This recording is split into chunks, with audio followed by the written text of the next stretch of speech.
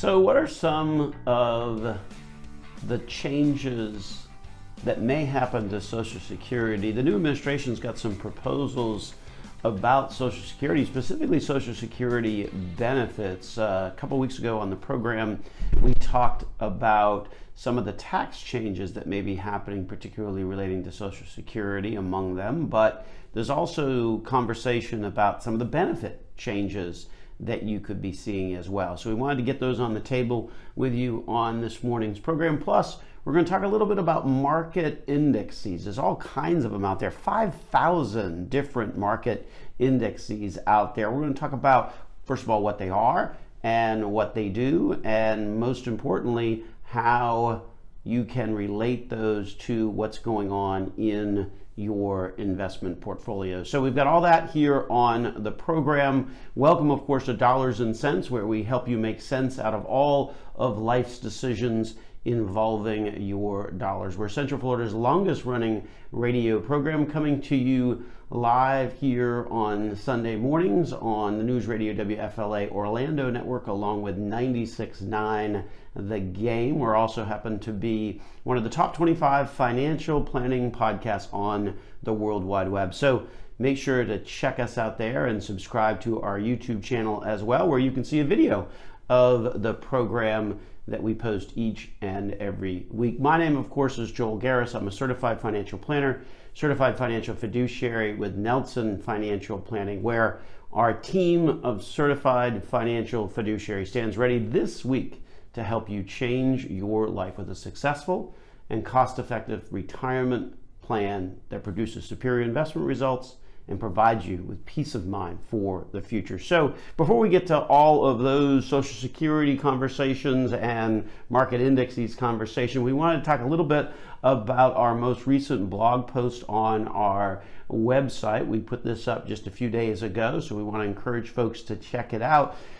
The conversation is about, unfortunately, what many people are facing in today's economic climate. Anytime you have a tough economic period of time, like certainly what we're going in as a result of the COVID pandemic, you see a lot of people being forced into making decisions that maybe they wouldn't want to make, specifically when your employer comes to you and says, okay, well, we no longer need you. And that can be a very dramatic event that can be a life-changing event, really, when the job that you have all of a sudden disappears. So in the blog post, we talked a little bit about the difference between a severance versus a early retirement. The big difference there is that a severance is sort of one of those things where you don't really have much of a choice. You're being told that your job is eliminated. The severance package that you get is typically based upon the number of weeks that you've worked there. Oftentimes, let's say you've worked there for 10 years, then you may get 10 weeks of severance. That's sort of the traditional formula that a lot of severance packages have out there. The flip side of that is an early retirement package. Now this one, it's not one that you're forced to do. It's oftentimes presented as an option. Of course, the reality is that an early retirement package is presented as an option because your employer is looking to thin the ranks of employees. So the tricky part when you're faced with the early retirement option is, well, wait a minute, if I don't take this, am I going to then turn around and lose my job, a year or two down the line? So that's the tough equation that the early retirement packages bring with them. Is it just requires you to kind of predict the future, which is, as you know, a murky exercise at best. So one of the things about an early retirement picture is that you certainly have a lot to consider when you're being approached with that offer. Chief among them is, well, where are you on the retirement time frame? Are you really close? So they may be thinking you're close, trying to give you an early retirement package, but your total financial picture may say a totally different thing. So if you're approached with an early retirement package. Obviously, it's going to require you to really sit down and not just look at the details of what is being offered, but also the details of the rest of your financial picture, because the rest of your financial picture is going to determine whether you need to then go back out into the job market. And depending upon how old you are, as we all know, that can be tricky, right? Because employers know that you can hire somebody typically younger for less, and older usually winds up costing you more. So that's kind of the trade-off that employers typically make. So when you're looking for a job, then that can be pretty tricky if you're of an older age. So one of the things that you've got to really be thinking about if you're approached with an early retirement package as well, what are my job prospects? What are the prospects of getting another job?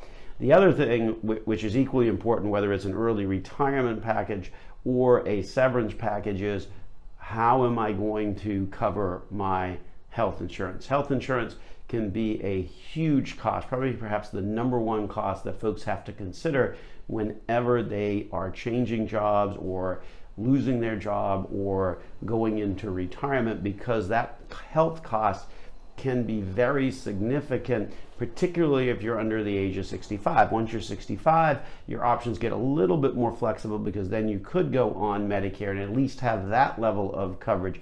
But if you're private paying or trying to get health insurance, we often see that as perhaps one of the biggest stumbling blocks or hurdles when you make that transition, because now that becomes solely your responsibility, and the price tag can obviously be pretty significant. So certainly it is a bit of an exercise in trying to sort of predict the future in terms of looking at the job market, but also where you're going to get that health insurance.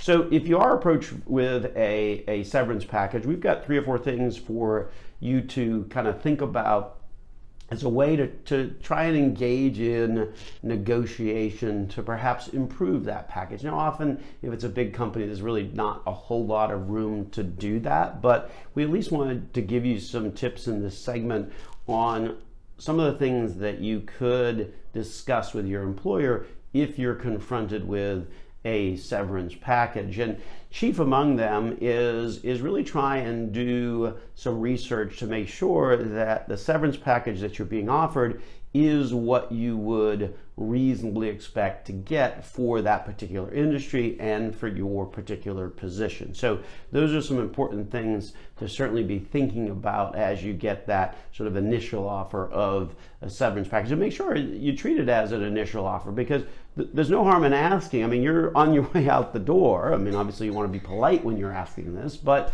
you're on your way out the door, so you certainly have an opportunity to say, hey, wait a minute, this type of package is not commensurate with my skill level, the years of service that I have, or with the industry. So make sure you do some research ahead of time before you engage in that conversation, and certainly gather relevant information about what you've done for the company, for the business. Maybe you've gotten an award as an employee of the year, or maybe you just had a very good review. It's important to bring that up and say, hey, wait a minute, there's some value there and I should be compensated for the value, and certainly to try and approach that in a calm and confident sort of way. Another thing to consider is if there is a non-compete, right, in the severance package or in the severance agreement, then you may be able to negotiate a little bit more money if there's a provision that says, hey, wait a minute, you can't go and work for somebody else and use your skills, knowledge, and contacts at this new employer for a certain period of time. So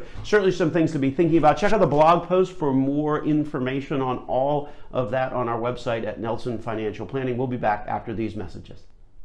So we talked last week, or a couple weeks ago actually, about some of the Biden proposals to shore up Social Security.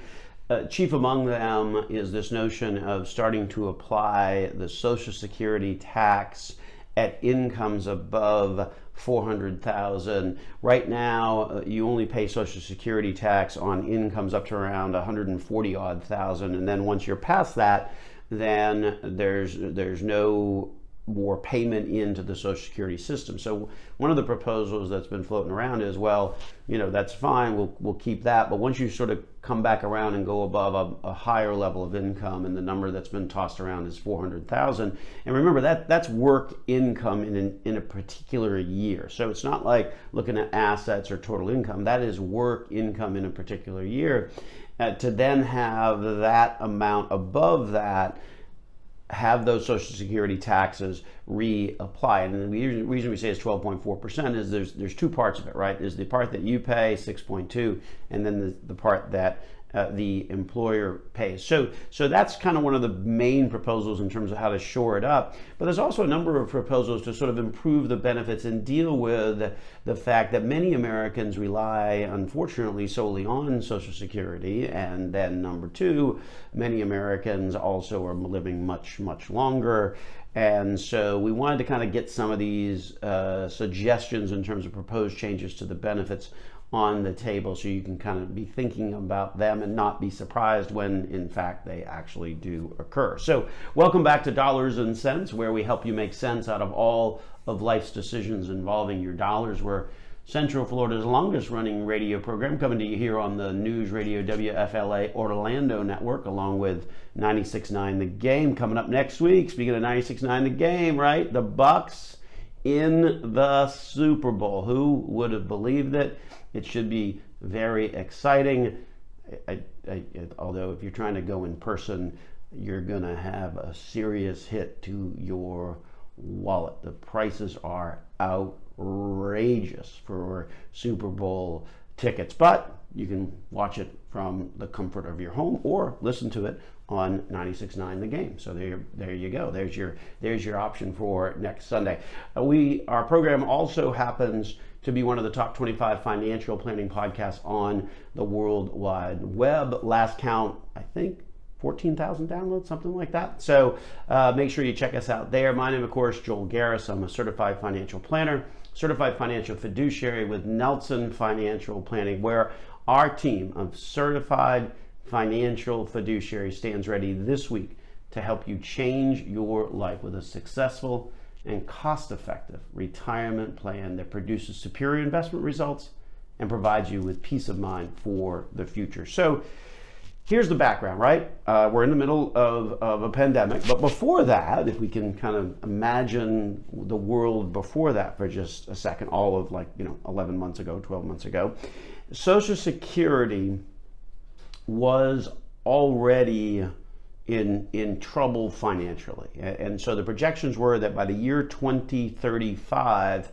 and this is where the media does a good job at sort of misdescribing what's going to happen. They talk about in the year 2035, Social Security becoming bankrupt, if you will. And that's not quite the case. All it really means is that Social Security is not going to be bringing in enough money to cover the benefits that are going out.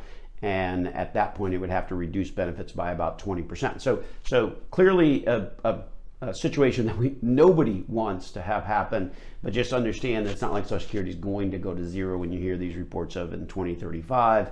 It's going to wind up running into financial difficulties. It's not going to just disappear. The proposal that we were talking about earlier in this segment about starting to kick in the Social Security tax for incomes above 400,000, that would extend out that 2035 date to 2040. The reality is that all of these dates were sort of pre-pandemic, and so now in the middle of a pandemic, you've got a lot less employment than what you had, so you may see those dates sort of shuffle. But the flip side of that, in contrast to sort of the proposals to kind of shore up the revenue side, there's also a variety of proposals that are on the table that could improve your benefits, especially for those Americans that unfortunately rely solely or heavily on Social Security in retirement. So in this segment, we're going to kind of dig into some of the proposals and at least kind of put them on the table so you sort of know what to look for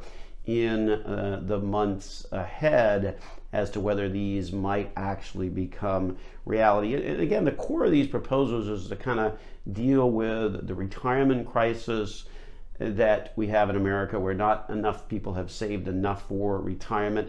along with the longevity crisis. It's not really a crisis if you're living longer, because it's good to live longer, but the reality is that it does put a financial strain on your ability to be able to kind of meet your expenses along the way, particularly in those later years. So one of the proposals, which actually kind of deals with sort of the gender gap, this notion that women typically miss years in the workforce, whether it's to have kids or to care for parents.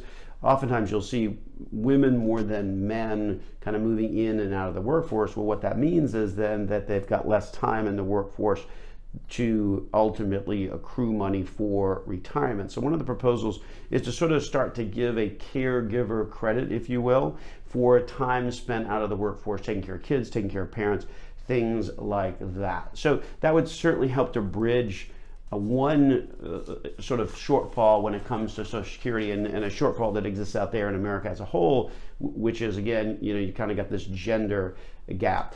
Another proposal, and this one I think is something that we'll see folks get behind, is this notion of the cost of living adjustment, right? So the cost of living adjustment today sort of looks at the cost of inflation for all Americans and then adjusts it accordingly. But the reality is, if you're over 65, your inflation and how you spend money is different than the person who is 25. At 65, you're going to spend more on things like healthcare costs than the 25-year-old. And the reality is that the increase in healthcare costs over the course of the past 30, 40 years has been at a much higher rate than, say, the costs of clothes or something like that, or electronics, that a 25-year-old might spend more money on. So understand that there's a disproportionate impact of inflation on seniors because they happen to use the services in those sectors where you've seen the biggest increase in terms of costs, specifically, of course, healthcare. Another option is sort of to improve the survivor benefits. Right now, if there's a couple, right, and both are bringing in Social Security, when one passes, one of those incomes is going to go away, is going to disappear. And so what happens is, let's say one spouse is making $1,500 a month in Social Security and the other's making $1,000 a month. One of them dies, the $1,000 a month is going to go away, and only the $1,500 is going to be coming in at that point. It doesn't matter who dies first or whatever. There's always kind of that step up in terms to that higher amount, but that means that the lower amount disappears. So so that would, in a lot of cases, that can be close to a 50% reduction in terms of income when a spouse passes. So one of the proposals is to have survivors get the option to receive sort of a 75% of total household Social Security benefits. So you may see that expansion of benefits. That would certainly help folks that lose a spouse and then also lose up to a 50% reduction in income. Again, these are going to be very heavily means tested. These are going to be, require a full look at finances, and I think we'll see a lot of these changes only applying to folks that truly sort of need that income to continue on. And then lastly, one of the other proposals, which is kind of interesting, is a bit of a Social Security longevity bonus, right? One of the issues is that people are living longer, and ultimately that puts a greater strain on finances to last for a longer period of time. So one of the proposals is that if you've been collecting Social Security for 20 years, you're going to start to get an extra 5% of the average benefit to sort of help those folks that are still collecting Social Security and getting up in age. The proposal is to phase that in at 1% per year of a boost starting at about 16 years. So some interesting proposals here that really try to tackle the gender gap that exists when it comes to retirement planning. The retirement planning gap is just in general because people haven't saved as much as they should. And then the longevity gap as well. So interesting to see how many of these proposals actually come to pass.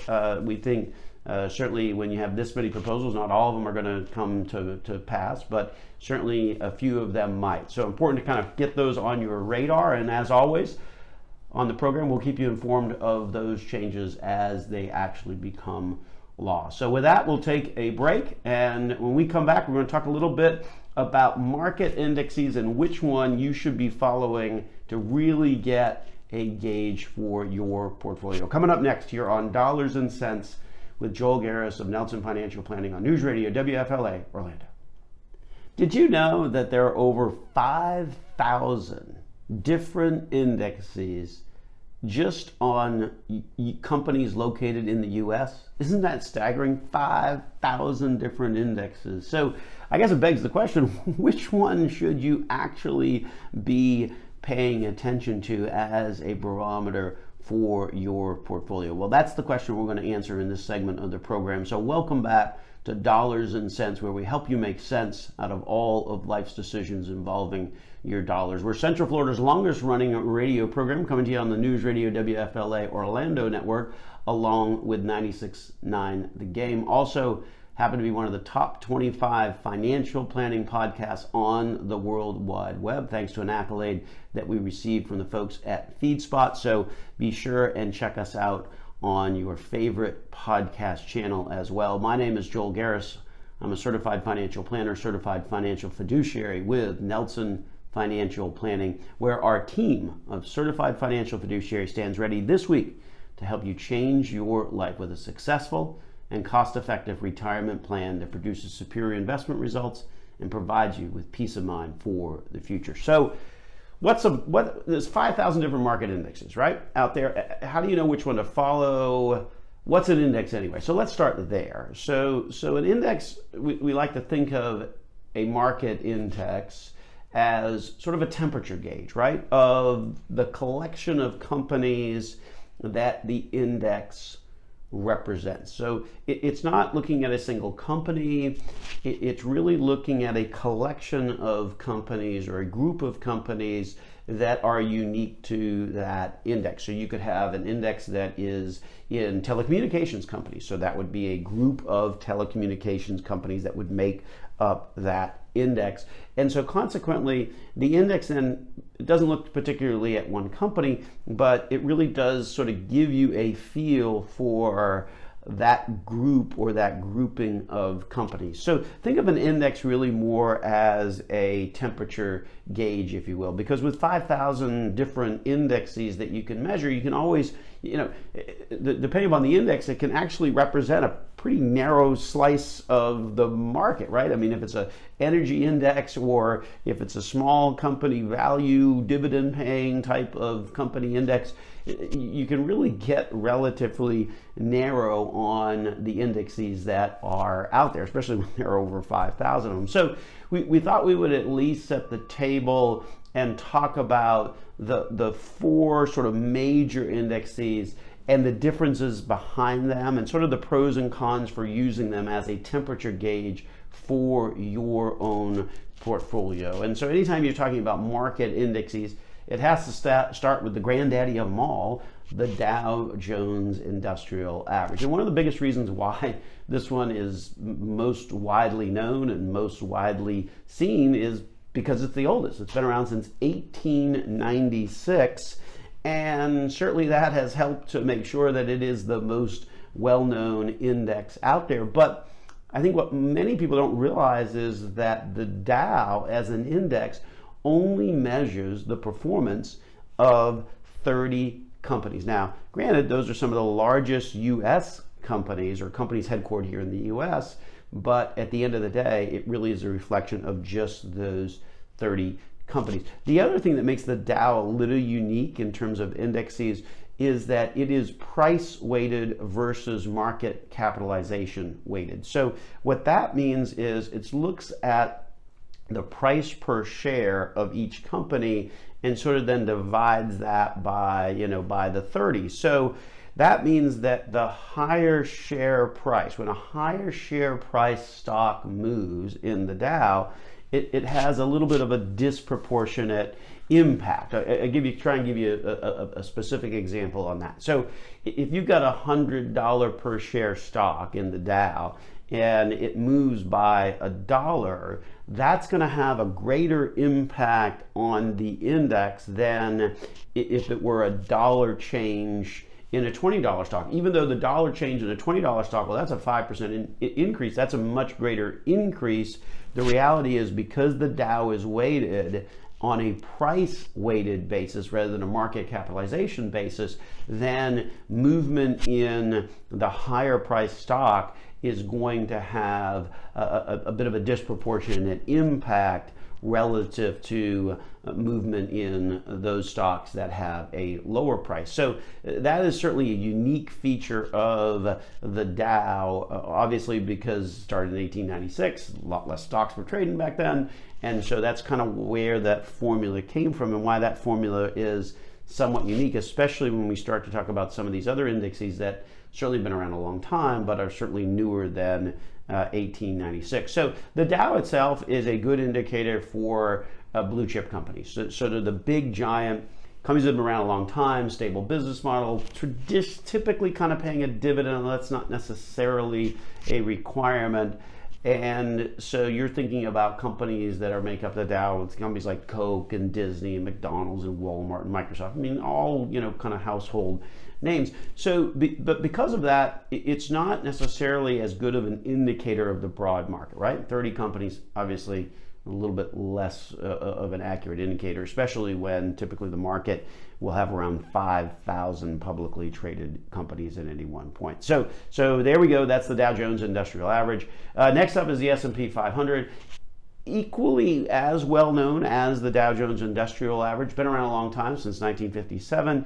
As the name suggests, it is 500 companies. So those companies obviously typically larger. To be added to the S&P 500 index itself, you have to have 4 quarters where you've made a profit. That's one of the reasons why Tesla was added at the value that it was added, because it hadn't had those quarters. It just sort of satisfied that requirement, even though, like, Tesla is a large company, it wasn't part of the index because there were some requirements that you actually have to satisfy in order to be part of the index. So the S&P 500, in contrast to the Dow, the S&P 500 is market weighted. So what that means is that the larger the company is, the more it's going to drive the index. We've certainly talked about that in past shows. We've got some concern that the S&P 500 is kind of turned into the S&P 5 as a result of the FANGs, Facebook, Amazon, Netflix, Google, Apple. Those companies that are obviously huge companies that are doing well, their performance is causing the index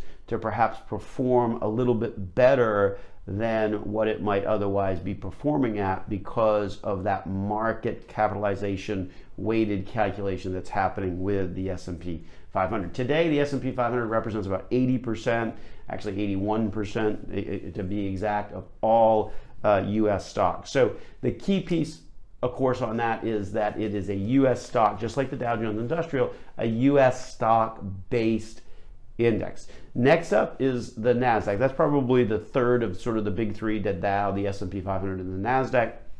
And it was started in 1971, obviously goes back a ways.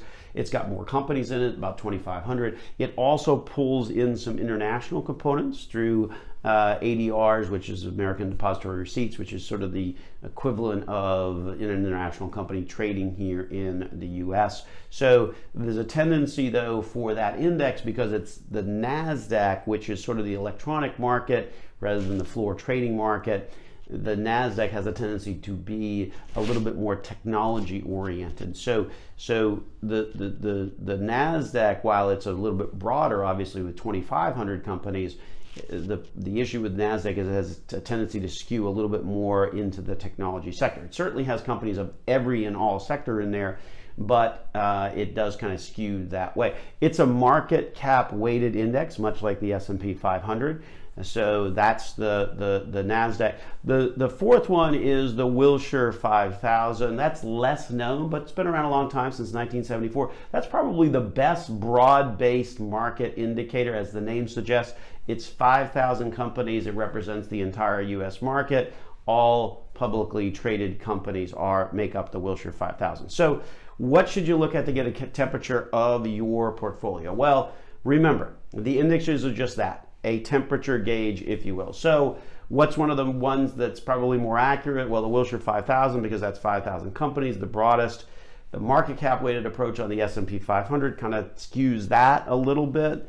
And then certainly the NASDAQ also market cap weighted. So if the Wilshire 5000 was perhaps more broadly reported, we would lean towards that. So, but sort of stuck with the S&P 500 as the one that is the most sort of popular or most well known. But remember the limitations. The S&P 500, only 500 companies. It's a market cap weighted, so the big five have a disproportionate piece. And if you've got a diversified portfolio with bonds and international, it's not going to reflect as well on that. So good for comparative purposes, but understand the limitations to using the S&P 500 as your temperature gauge. We're going to wrap it up and move on to the next segment here on dollars and cents after these messages.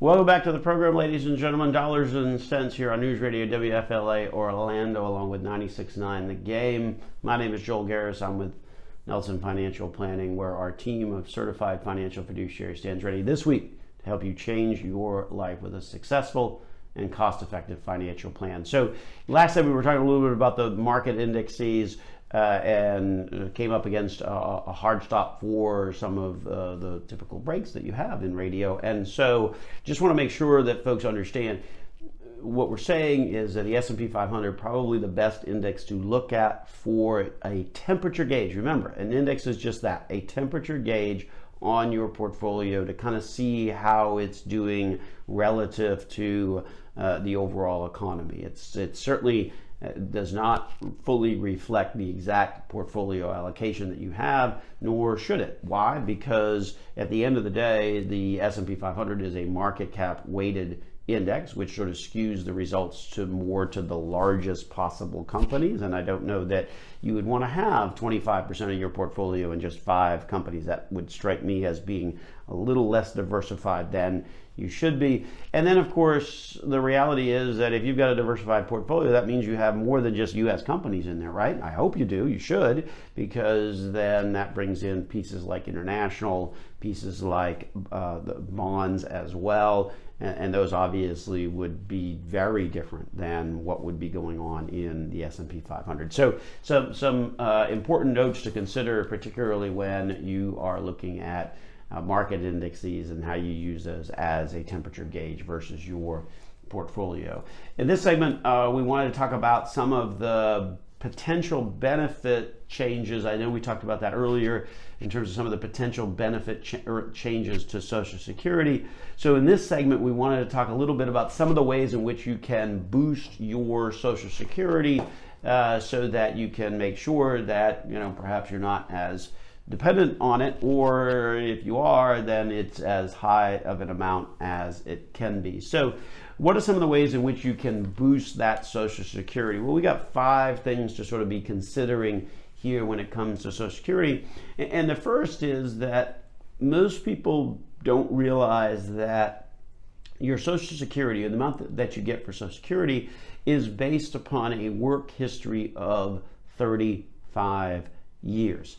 You can work as little as 10 years to be eligible to collect Social Security, but the reality is that the amount that you get is based on 35. So if you only work 10 years and then say, okay, I'm going to apply for Social Security, the reality is the amount is going to be calculated with those 10 years, and then the other 25 are going to be zeros. So as you might well imagine, that will definitely hurt your average. It's sort of like if you're in school and you don't turn in your homework and you get a 0 on that, then that really is hard to get over in terms of being able to have a good grade for that quarter.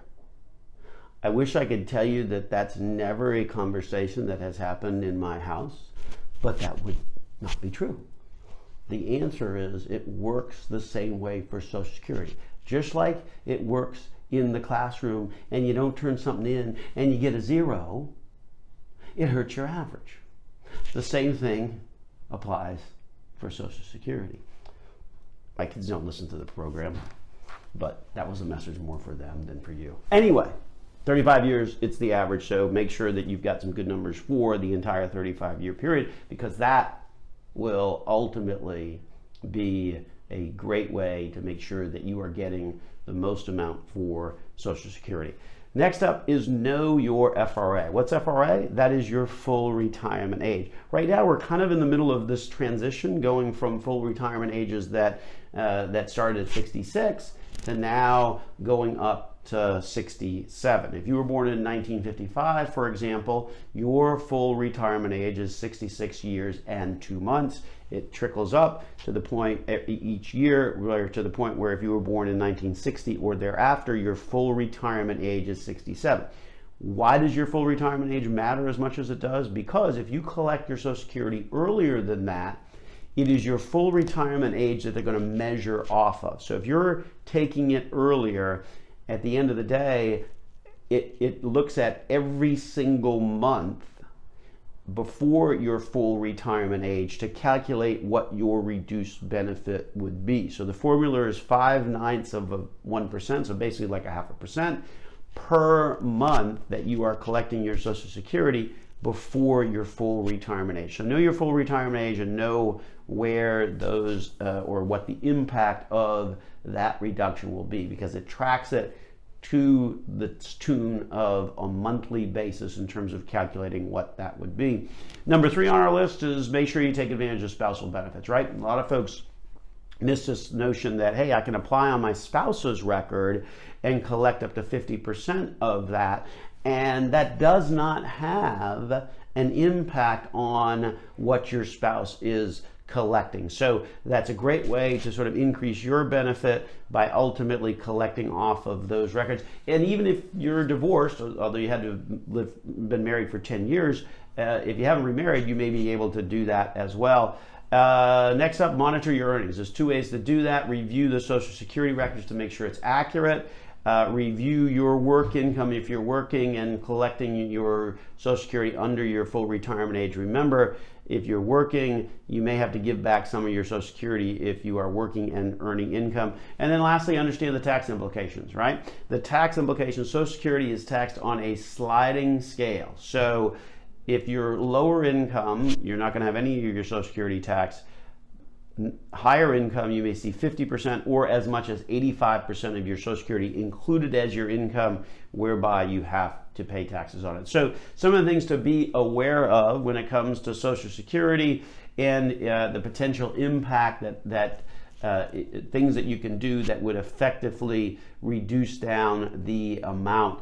The biggest of which in that is that if you're taking it early and you are working and earning money, and you're under that full retirement age, and you've got to make sure that your work income is under about $19,000 for the year 2021. If it is the year in which you're turning your full retirement age, then you got to make sure your income is under about $50,000. So those are some of the things to be thinking about and considering when it comes to Social Security, how you ultimately can get more from it than what you might otherwise have gotten. With that, we will wrap it on up and get on out of here. Thank you for listening to this week's program here on Dollars and Cents. My name is Joel Garris of Nelson Financial Planning, and you're listening to News Radio WFLA Orlando along with 96.9 The Game.